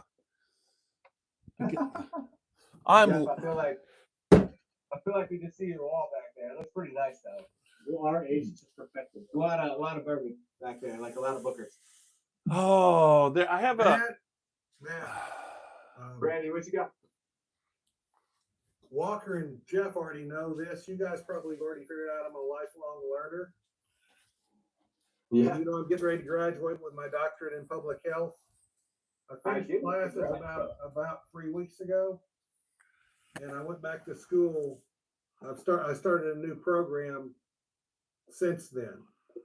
So Sunday I became a bourbon steward, Nice. Oh, Congratulations. Nice. and I'll get Yes, dude, and that's next good. month or Cheers. month after I'll get executive bourbon steward. That's awesome. Cheers, That's man. good. I gotta get in with you. I gotta do that. Like I gotta get with you. Congratulations. Cheers. Cheers. Cheers. Hell yeah, that's awesome. welcome to the Brandy, I can't Stave wait and to come Thief. to Cleveland, man. So when you become an executive bourbon steward, oh my gosh, I always have my wallet, but I don't have it tonight. But you get a coin, and the Stave and Thief coin is that challenge coin. That is a really cool challenge coin. You're supposed to challenge the person. I learned when we did the podcast on the challenge coins, and if you challenge somebody and they don't have their coin, they buy the drinks. And now it could be rounds or whatever. But the part that I learned about the challenge coin, well, if they do have their challenge coin, then you're buying the drink. So that wasn't part of the Stave and Thief thing, but I think we should make that part of it. So either way, you guys are buying drinks, right? Hey, Matt, That's what I somehow heard. I think you're going to be buying the drinks once you're the executive bourbon steward. I just think when it comes to that, it just like we'll have you. I think rock you that could've like a told you necklace. first. Y'all will know it's there. Like I will have a chrome necklace and doing it. But you know, I learned 80s earring, like the one day going down. I learned a lot on the at the Christmas party, how I now have to, when I'm out with you, make sure that I keep you guided properly on the drinks that you're buying. Yes, you definitely did, because I had no idea everything was like $95. Did you? No, nothing was $95 a drink except that bottle, because that bottle was not opened and they just got it that day, and they couldn't do their Gervasi whatever. They always have like a magic thing they do with the front end of the bottle, then they put it back, and then it's there at a reasonable price later for us, but that still hadn't had the front end sold off. So I actually said something when you opened it, when you had them open it, I'm like, Matt, that one's not discounted. It's not part of the party. You also know I had the highest tab in the history of the entire place. Like it was the most. I'm like, what is going on right now? I had no idea when we ended that night. No, I was like, yo, I got 3 car payments, and I'm like, it's cool. Like, let's do it. Like, it's fine. it was. I'll go. I tried to tell you. I'm like, that's not part of it, Matt. And you're like, no, we got to have this. And Here, then I know it's going to be expensive. And then he goes, pour 6. I'm like, what? I'm like, and then I tried to run, and Matt wouldn't let me run. He hunted me down at $95 a pour, 6 of them. And then he hunted my ass down so that I would get one. I tried to I was like, I know how much that is. I'll just make it 5. He's like, nope, here it is. You're awesome, Matt. I love you, brother. It was Angel's Envy Cattle Strength. Yes, it was. Yeah. And it was delicious. It was delicious. Anyone that knows me knows I'm obsessed with Angel's Envy. I tattooed Angel's Envy on my arm. I love all their stuff. I just had no idea that it was that much. So I'm like, okay. I figured it'd be all right. It definitely, I mean, it worked out. We're still here today. I think that cast strength bottle was, what was it? Retail $4.99. I could have bought over Jesus. Like it wouldn't even make sense. Like I could have bought the whole bottle and a half. Mhm. Yeah, it would have been a lot easier for me to buy a couple of them. Yep. But yeah, Probably just put it in the trunk of your car and it would come on and have a sip. yeah, I could have had some of those. Well, I learned from this. Everything's a learning experience. You have to learn stuff. Like, Yeah, but no, like at the Christmas party, there's certain bottles that are ready for us that are going to be reasonably priced. That just was one, and when Mike showed it to me, he goes, "Look what we got in today," and he had it back there for anybody who wanted to like outside the party. But you love Angel's I didn't Envy. know that. I know. I saw Angel's Envy and I was like, that's fine. And at that time, you were psyched. It's like a triple distill. No, can't drink. Oh no, there was a craziest bottle with the like silver plaque and the stuff. So everybody. The big Look to the right. comes right off. So everybody, Tim is a part of the Dant family. He is, and he's the reason why I knew so much and my in initially to Log Still before everything changed. But it was he has so much knowledge of the beams and the family tree, and it was like that was something special that he was able to, and he also knows all the history. So if you ever see him on Facebook, friend him, and he can tell you stuff that nobody else. He knows all about the dance, and he knows about the beams and he's right there with everybody, and he's not directly related, so he gets a lot of the internal stuff, but he's outside. And it's a better. So you see the bottle I'm holding on to now? Yes. Yes, sir. It says precinct number 6. You see that? Yes. That's beautiful. This is an exclusive bottle that's empty now because it's been consumed. But this was for sale at Limestone Branch Distillery, which produces Yellowstone. Owner, my cousin Steve Bean. What is the significance of precinct number 6? Precinct number 6 was the voting precinct back in 18.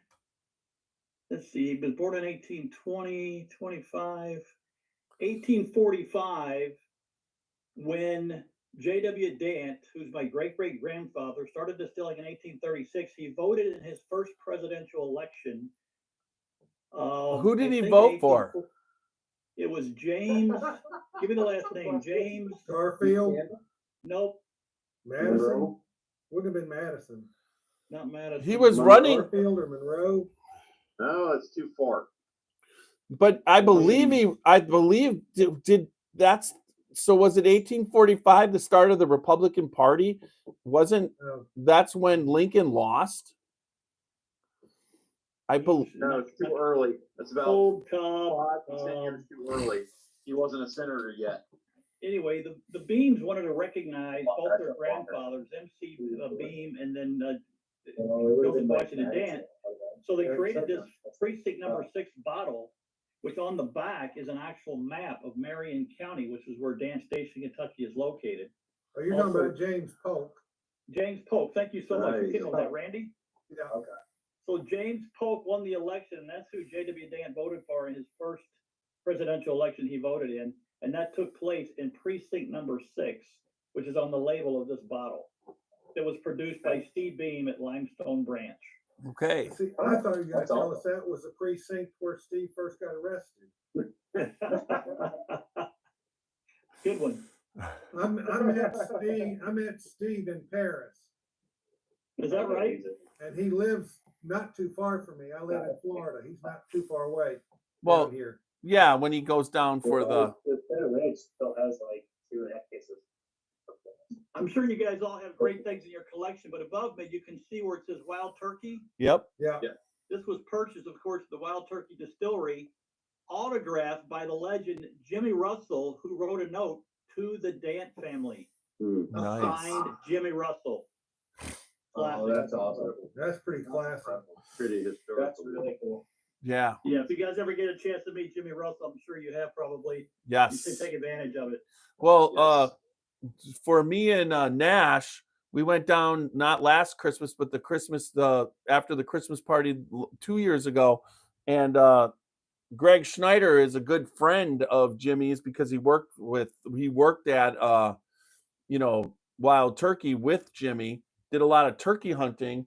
But Greg Schneider was the master distiller just recently of Chicken Cock, and now he's the master distiller of 4 branches out of Bardstown Bourbon Company. But he set up for Jimmy and Rosetta. What is that? It Jaretta, Jimmy and Jaretta to be at the distillery at a specific time when we were down there. And I said I'd be there between 11:30 and 12:30, and we got there at 12 o'clock, and Jimmy was sitting there, and he was like, "I've been waiting for you." So I felt honored when we did that and got to meet him, and he signed our bottles and told us all those stories. Yeah. Oh, yeah. Hey, have you guys been to Boundary Oak? No, I haven't. Oh, wow. Have you guys been to Boundary Oak? Not yet. Boundary Oak. It's near No. Fort Knox, Kentucky. That's You should where. go there. It's a small footprint, but it's a great little distillery. They produce the George Pat bourbon. You can see in my collection. Man, that's cool. I have all 3 bottles of the George Pat collection. How does it taste? Wow. It That's tastes really pretty good. Okay. It tastes pretty good. What's the bottle? Yeah. Hey, So it's a thing. did you go there, Walker? Yeah, what's the third bottle? Because I was told to get the diesel rather than the regular.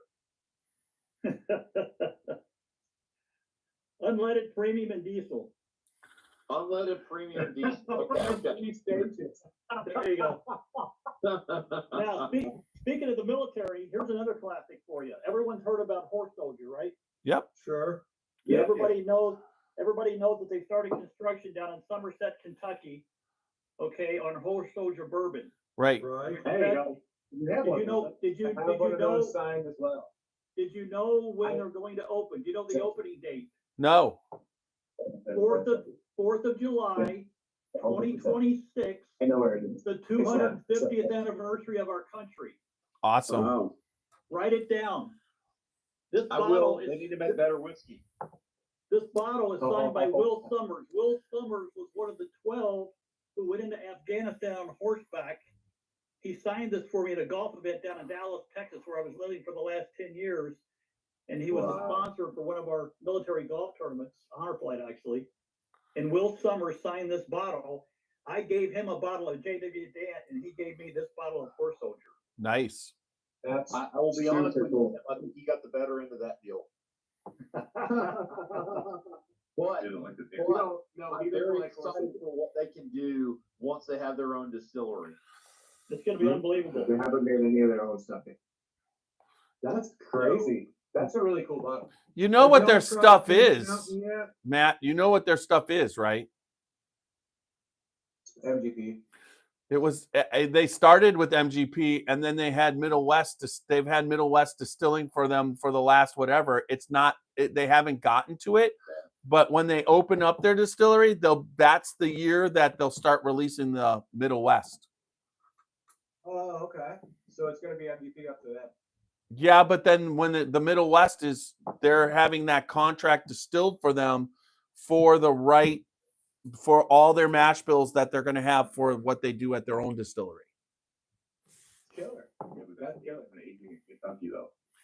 No. Yes. But honestly, I haven't been able to do a barrel pick with Middle West yet. I haven't the best day to go. John and I were in Gatlinburg. We were with Randy, and I'll be there at some point, and I'm gonna throw Jeff's name out there so that way they put me in a special room and do stuff. I gotta Tim, get what that. you showing us? I'll drag you to their barrel room. That's Heaven's Door right there, which they just opened up. Are they opened up to the public yet? I don't think No. so, but everybody knows Bob Dylan, so this is his bourbon. He's got a small footprint in downtown Louisville, but again, they're going to open up a distillery. I'm not sure if I don't think it's open yet. I've been trying to get to it. No. But the classic story behind Heaven's Door relates back to Heaven Hill, who sued Heaven's Door because they thought they had the rights to the word heaven, and of course they lost the lawsuit. Yeah, correct. 1,000% correct. Once again, I see a pattern here. there's no doubt that Max can be a what would you say, a very, very astute businessman. There's no doubt that's what he is. And people should challenge it, but the same thing about words and definitions applies. You may have a right to a phrase, but not to a word. No, there was no challenging that. They lost that lawsuit. The other lawsuit. So, I mean, that's funny. So, Jeff, where did you have your first Heaven's Door pour from? What again? Can we go back to that? Oh. What was the question? Where did he have his first Heaven's Door? I basically, about 4 years ago, when they were introducing Heaven's Door and they were riding just on Bob Dylan's coattails, bought the tasting where it was three 250 or 250 milliliter bottles of their Tennessee whiskey, their bourbon, you know, it was Tennessee bourbon, their Rye and a Kentucky bourbon, right? Yeah, they're right. And the rye, to me, was the worst thing I ever tasted in my life. But the bourbons were okay. Yeah, now you're getting into Heaven's Door video from a year and a half ago, 2 years ago, from March, when we did the pours from Oh yeah, I actually Heaven's Door is a decent whiskey right now. I mean, they're blending and what they've done and everything. They are distilling. There's no doubt, 100% they're distilling. They're just not open to the public, just like Middle West is.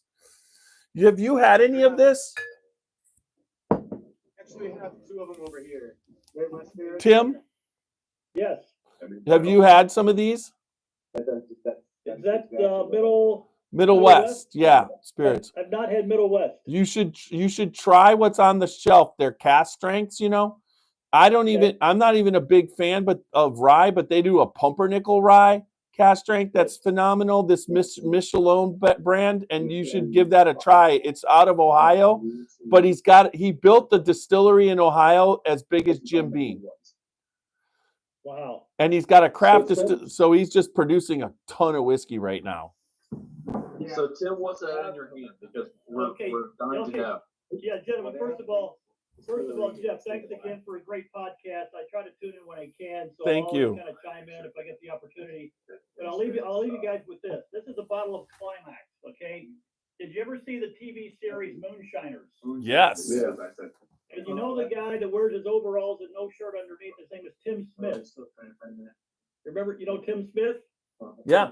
He's the star of Moonshiners. He's the guy that wears he wears the overalls but no shirt underneath. You got me? Yeah, I know who Tim is. So in 2017, I'm living in Dallas. I hear about Tim Smith coming to town to do a bourbon, kind of a tasting at one of the local liquor stores.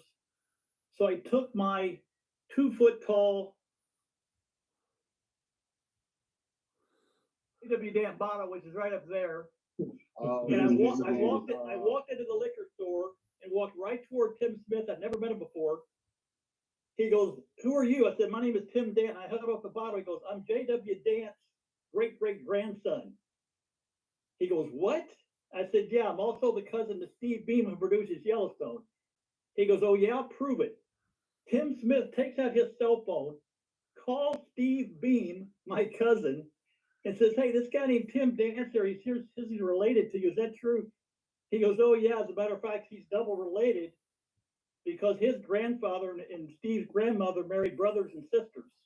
So Tim Smith gave me a bottle of his Climax bourbon and he autographed it. That's Tim awesome. Smith, So, moonshiner. so then you know what Tim Smith did on Moonshine is he went to frickin' Log Still, and Yes, he did. and he distilled whiskey in a log. Yes, he did. And that was kind of a cool episode. And then I talked to Wally about how he just kind of showed up one day, and they were just all on board for that. So guess who slapped our hand for that episode? Who? Does it have something to do with a hill? I think so.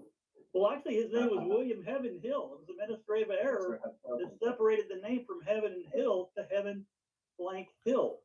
Hence the name now, Heaven Hill. Yes. Tim, So you anyway, down to Alabama much? Do I get down to Alabama? Yeah. Not really, but I've lived in Atlanta for 2 Are years. you familiar with this? Is that Detlinger. Settlers? Detling. Detling. Oh, no, I don't think so. What is it? It is a very, very, very small distillery in South Alabama.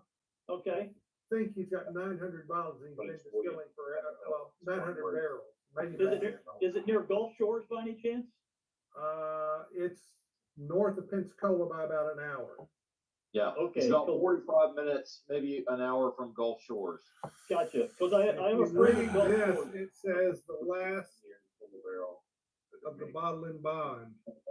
Oh, And wow. He signed it because he's not making any more bottling bond, and I grabbed this one from him when I was over there. Well, you mean he stopped paying the government to watch to say that his I don't think he wants to make 100 proof whiskey, Tiny. he wants to make barrel strength? Everything he's doing is going to be barrel strength from now on. Yeah. Okay. Yeah. Okay, one last trivia question. Yes, sir. Everyone, I assume everyone's had Old Granddad 114. Yep. I don't know. Yes, sir. Okay. Does it look like that? Look at the label. Look at this guy. Gal, you're unbelievable. You got the answer to the question. You got the same bourbon I've got. You're the only A-team, man. I like this. Yeah, I got it too, but I gotta go leave the bar and go search in the. Here's the question though. Look at the label. There's a man's picture on the label. Who is that man? Yeah. Basil Hayden. Basil Hayden.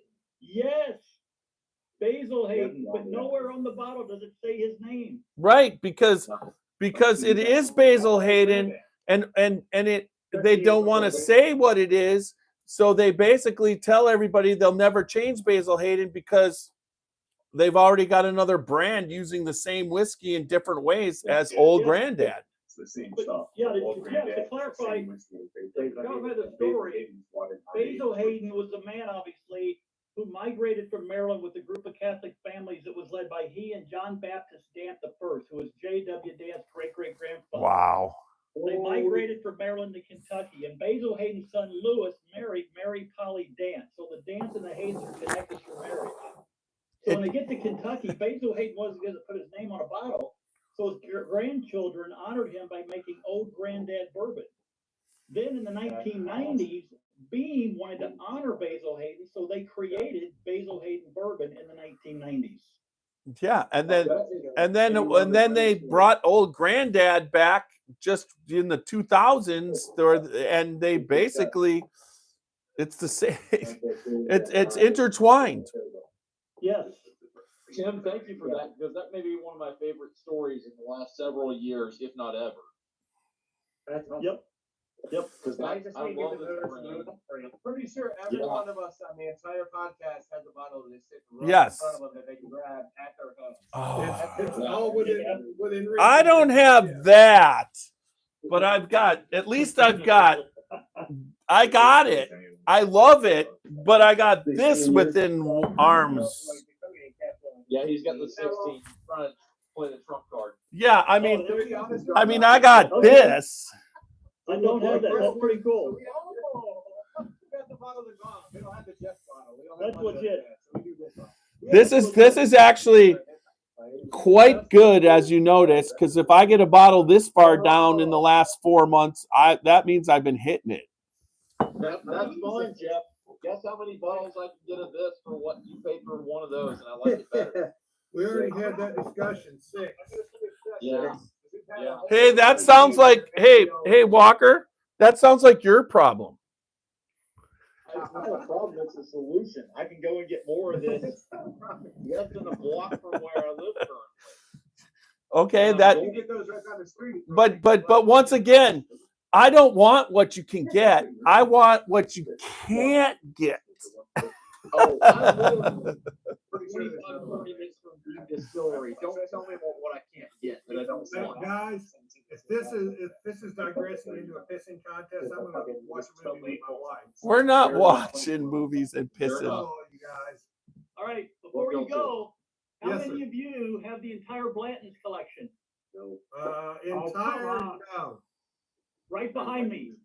I've got all 8 letters of the 750s and all 8 letters of the 375s, all sealed right behind me.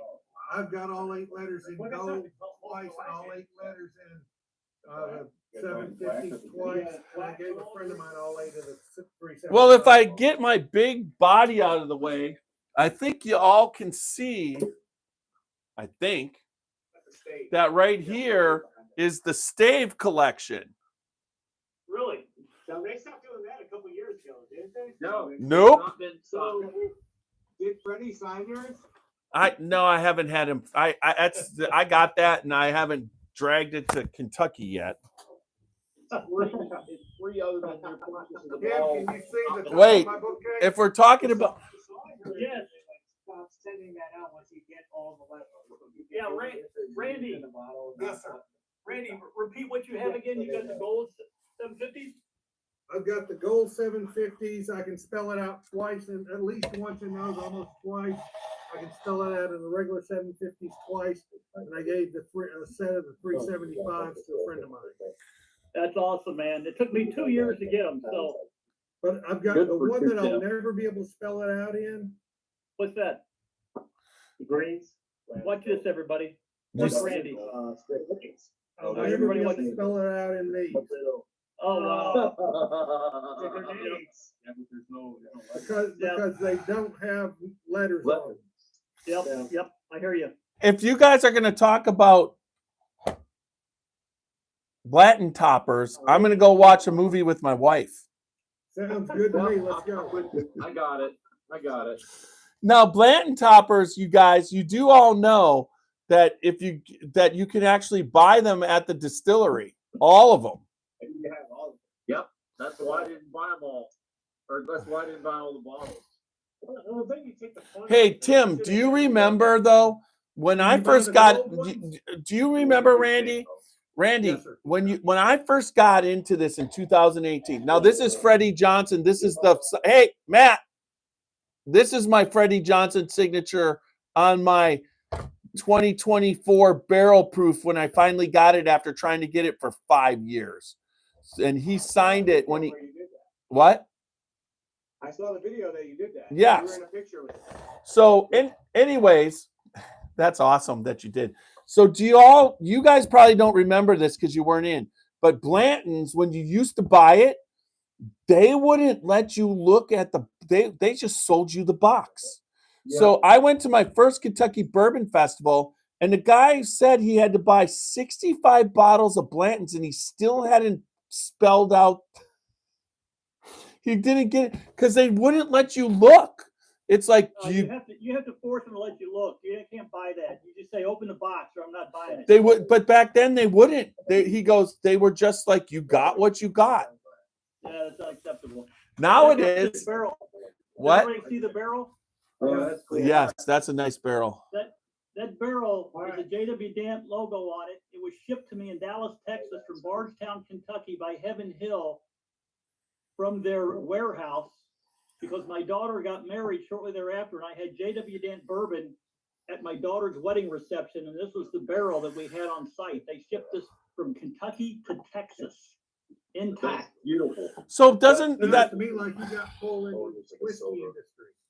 he's a Dant? I mean, for God's sakes. The point is, That's the humor. point is, I've told Max, I said, Max, you owe it to the Dan family because we're the ones that bought all your bourbon for you.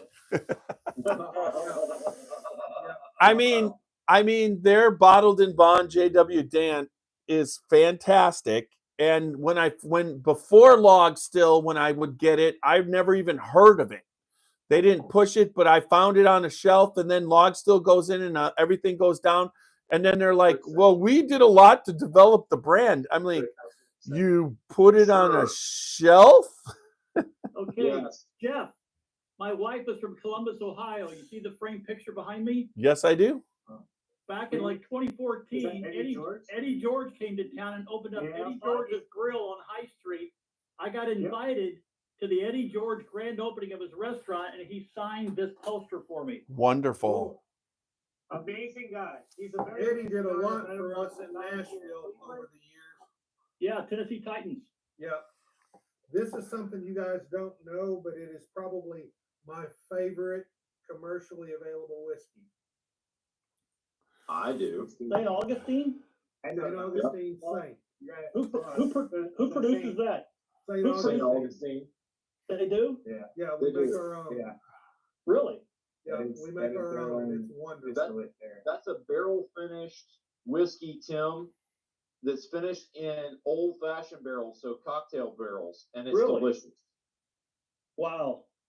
Now, is that common? Is that on the shelves at most liquor stores? No, you can get it at the distillery. You can get it at Total Wines in Florida and very few select retailers. Okay, St. And Augustine. I get it at the distillery because I work with them. That's cool. And That's awesome. it is delicious. I'm gonna bring Brandon, you some. gotta bring some of that to Cleveland, so I have to share with people around here. I'll bring some, Matt. All right. When That's pretty sweet. But now Hey, I have to listen, leave guys, for Have a Tim. great night. Enjoy your movie with your wives. Jeff, I'll catch up with you soon, man. Thanks, Tim, All the for best. joining us. Tim, We'll, this is what I'm bringing on the bus tour, Tim. There you go. Oh, Well, there it is. That's a nice one right there. Oh, so yeah, well, I can't wait to taste that. can't be Yeah, any- he's super excited for that. All right. Thanks, Tim, for joining us. I really appreciate it. Thanks for Pleasure jumping meeting in. you, Tim. Thank you. You got it, guys. Thank you, All the Tim. best. Very nice to meet Nice you. meeting you, Really Tim. good.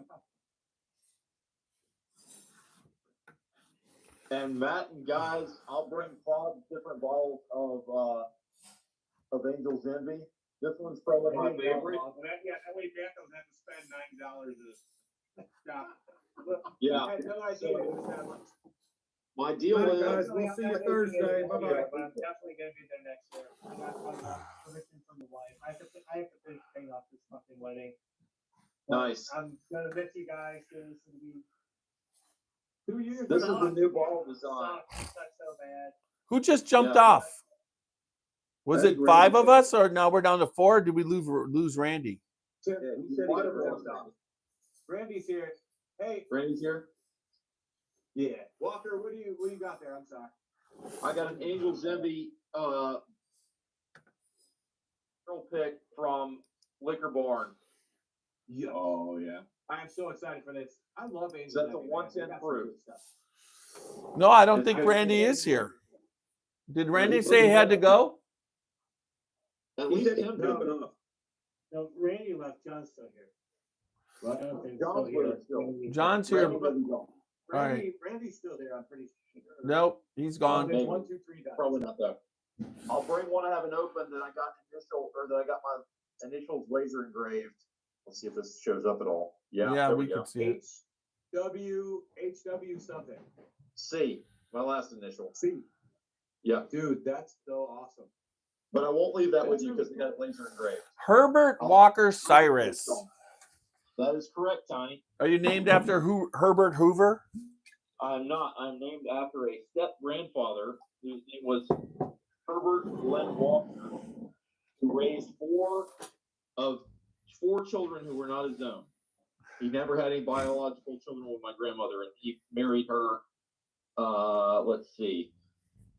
My dad was about 12, and his youngest sibling was about 2.